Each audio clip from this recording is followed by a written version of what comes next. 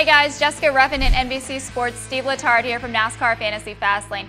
Steve, we're heading to Sonoma this week, we're heading to wine country, and it's a place where fantasy players can conserve a lot of those big name usages. So I want to get several of those lesser known picks. Let's start with Michigan winner Clint Bowyer.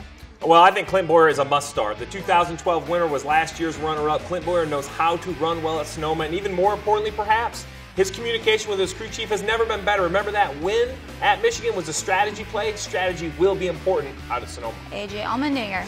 All right, the road course ace. Everybody's going to say A.J. Allmendinger is a must-start, but when I look at his numbers, I disagree. While A.J. will qualify well, and I expect him to be on the pole, he's my pole pick. He cannot make it to the finish. I'm not sure if it's the pressure of being the road course ace, but just 2 top 10s, average finish outside the top 20, that is not what I'm looking for out of Mr. Road Course. Jimmy Johnson. It's obvious they're off on equipment, probably downforce. Downforce means the least at Sonoma. It's really a short track. So when you look at his one win, he has 7 top 9s in the last 9 Sonoma starts. Now that's consistency. Casey King. A lot of success at Sonoma, but the crew chief changed this weekend. They let Travis Mack go. He's no longer the crew chief at the 95, and I think it's going to take that team a little bit of time to get the communication back. Denny Hamlin. Mr. Short Track Racer himself. I know this sounds silly, but Sonoma is a short track. There's a lot of braking, slow corners, a lot of traction with the rear tires. He's found a way to be consistent. He has scored the most points of any driver in the last 2 races of Sonoma.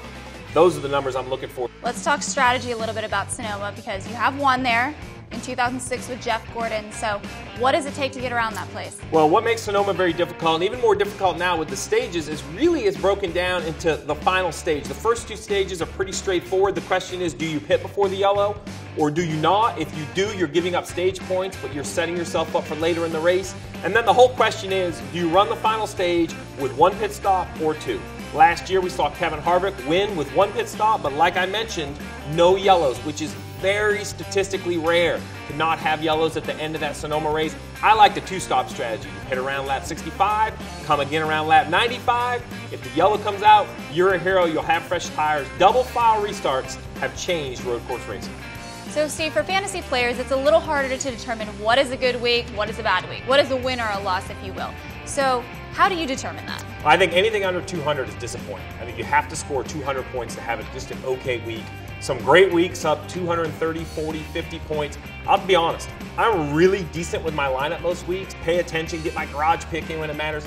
The bonus picks and I do not get along. I wish they get points for second, because whoever I pick, they run second. I cannot seem to pick the winner.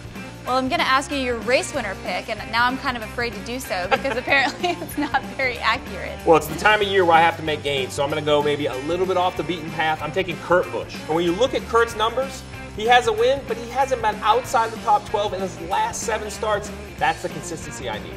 Well, we will see this weekend at Sonoma Raceway. Be sure you guys set your lineups and tune into the race Sunday, 3 p.m. on FS1.